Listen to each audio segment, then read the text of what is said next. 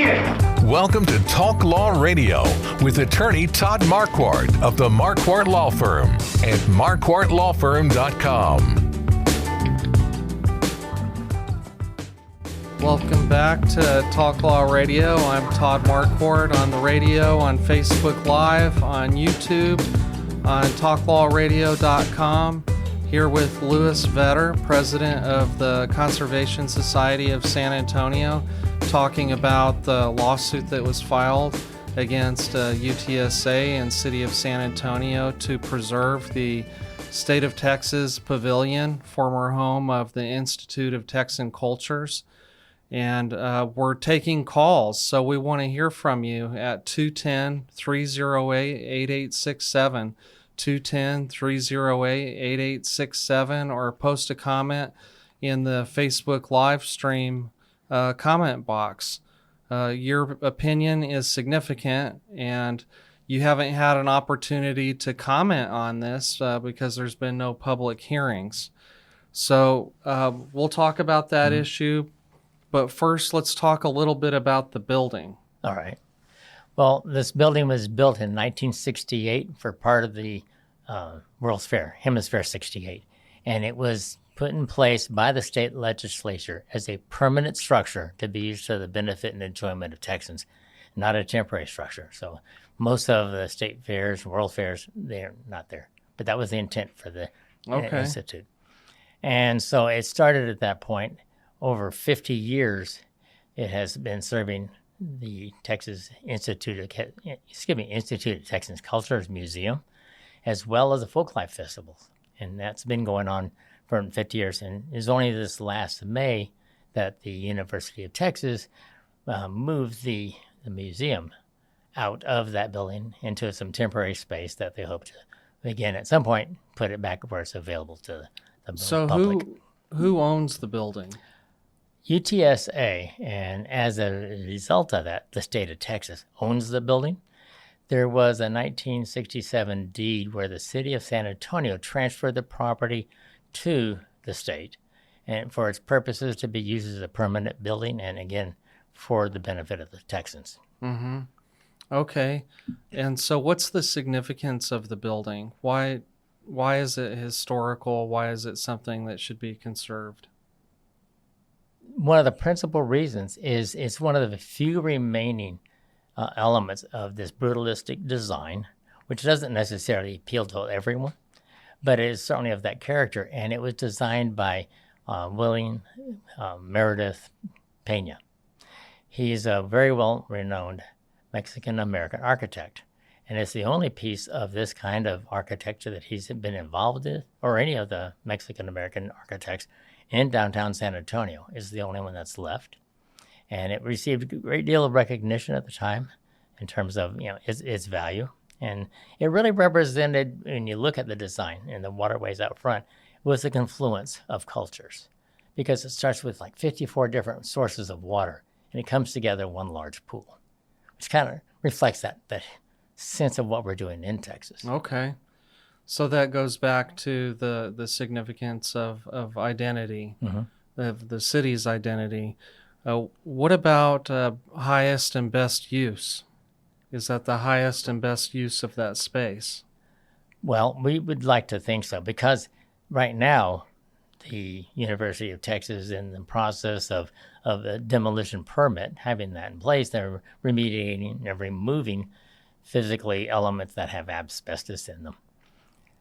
We have been striving for years to draw attention to this, that fact that there's a lot of reuse opportunities. It doesn't necessarily have to be torn down for a stadium or some other function. The building is rock solid. It's concrete and steel, and it's not going to go anywhere in that context. So it's going to, potentially be a lot of different choices.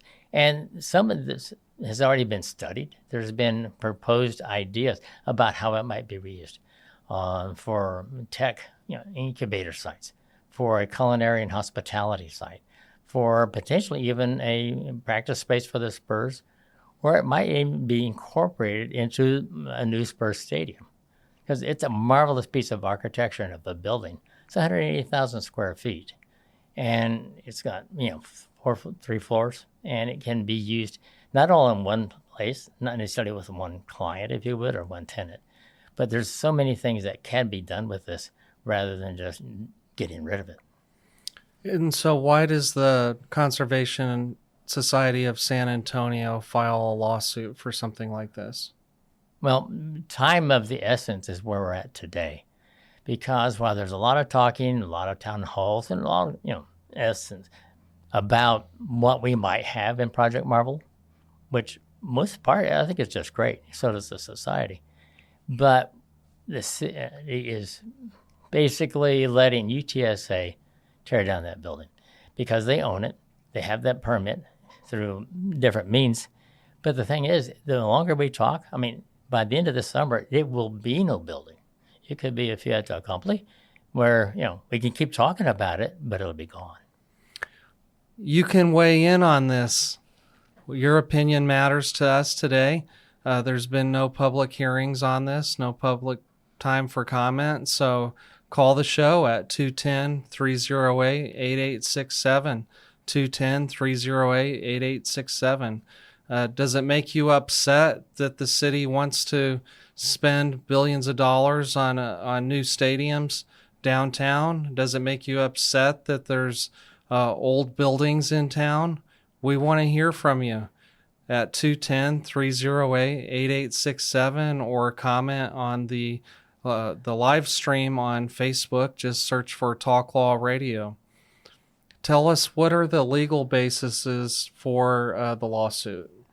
Well, the legal basis comes first from the premise that while UTSA does have permission from the Texas Historic Commission to demolish the building, we assert the fact that it's not in full sight of what the true regulations should be and how they have not been fully followed. And the reason why I say this, the state antiquities landmark designation that it's received and the laws associated with it require certain public hearings to be had to be able to embrace whether something gets demolished or significantly changed. Well, these hearings really have not been taking place. There is a loophole in that current legislation that says universities or higher education pretty much can do whatever they want. In other words, if they want to tear it down, they can. And the Texas Historic Commission, the commissioners never really got to conduct a public hearing, which is one of the normal process steps to do that. And so we have that situation. There was an administrative decision made to provide that demolition permit. And so we've not yet had what should be normally a situation. If the city of San Antonio had bought that property and then tried to get a demolition permit, it would not be near so simple. It wouldn't be tearing it down today because the public would have been involved to get their inputs to find out. There's no guarantee that it wouldn't be demolished, but at least people have had a chance to put their voice to it. And there's a lot of people that have, varying opinions about that particular property. But what makes the difference is the fact that the citizens have had something to do because it's their building. Right. This is public land with public money. We should have public input. I hear you. So the owner right now is UTSA. That's right. The plan is for them to tear it down and then to sell the land to the city of San Antonio. That's correct. So that the city can build a stadium or something on there. But if the city bought the building first and then asked for a permit to tear it down, there would be many more regulations to follow. You're absolutely correct. Okay. And so we've asserted, even in our filings, is the fact that the city is using UTSA as their proxy.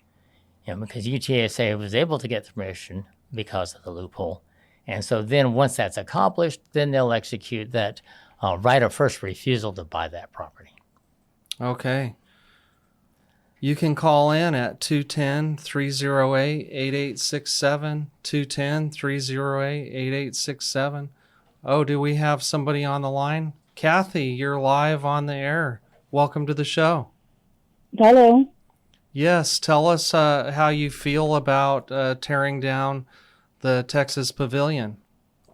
Well, I'm against it because I was born and raised here, and I've Used to work at the Texas Folk Life Festival, and my whole family was involved for years. And ever since I was like 16, I'm retired. So it's just it was a hallmark of culture and the education and fun for the whole family. And it's mostly education because also school buses used to go down there and learn about their heritages and different cultures and how everybody sits in together and works together as a team in San Antonio, how it evolved. There's so many good memories and so much good education behind it. Well, thank you so much for the call. Let me ask you a question. You had all those memories from going to the Institute of Texan Cultures. If that museum is housed in a different building, could you just continue to attend that new museum? It wouldn't be the same to me.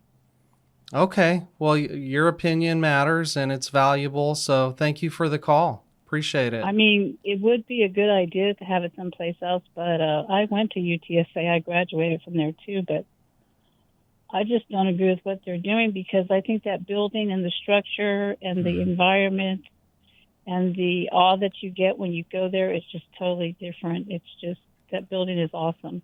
Thank you for explaining that. That's a good point. Thank you for the call, Kathy. It's just a beautiful site that the kids loved. They loved rolling down the hills. They just loved that place. Thanks a bunch. I have to end the call. Take care. Thank you. Goodbye. So that was good input. She should, and people like her should have the ability to confront the leaders in the community to let their voices heard. And it kind of resonates with the purpose of the Conservation Society because it's not just that building. It's all the cultures and all the experiences and all the elements that go way beyond that. You know, preserving the building is just one of the elements of what we do. And what she's reflected, what Kathy had to say about that, really strikes some of the character. It makes things important. Okay, so this lawsuit was just filed. Is anything scheduled for it? Well, probably next week. I expect there'll be some depositions or hearings on this to see how quickly we can at least, slow things down. One of the things I'm really asking for is to put a pause in place, to let these hearings be held, let the city of San Antonio and the school, UTSA, reach out to the THC, Texas Historic Commission, and have these dialogues that they should have in the first place. So the Texas Historic Commission is a regulatory agency? It is. And remind me or help explain, why is it that UTSA wouldn't follow the same procedure to demolish a historic building as the city of San Antonio would have to follow? For one explicit reason. Universities, educational higher order institutions, they have a loophole which exempts them from most of the requirements for a demolition permit or for hearings and processes to even to modify a structure. So they have the loophole and they're running right through it. That's interesting that the same philosophies that would conserve history don't apply to the institutions that teach history. And interestingly enough, they have a reuse and preservation program, and within their scholastic attributes, you'd think they would kind of like take a lead from that one. Yeah. Well, we have to take another break, but you can call the show. Let us know what you think. If you want that land to be developed, call us and tell us, and we'll have Louis Vetter explain why it shouldn't be demolished. Call 210-308-8867, 210-308-8867. We'll be right back after a short break. Stay tuned. This has been Talk Law Radio with attorney Todd Marquardt, brought to you by the Marquardt Law Firm. You can learn more at marquardtlawfirm.com. And be sure to listen to the full Talk Law Radio show Saturday mornings at 11 on 9:30 a.m. The Answer. Each week, attorney Todd Marquardt talks about the law. His mission with the Talk Law radio show and podcast is to help you discover your legal issue blind spots. In the beginning, God had one law. Don't eat from the fruit of that tree. Then came the 10 Commandments. Now we have federal, state, and municipal lawmakers that won't stop creating new laws. Laws that might impact you without you knowing it. Listen to the show and drop a line on Facebook or email host@talklawradio.com and let the host know what you think of the show, the topics you want to hear, and whether you want to be a guest.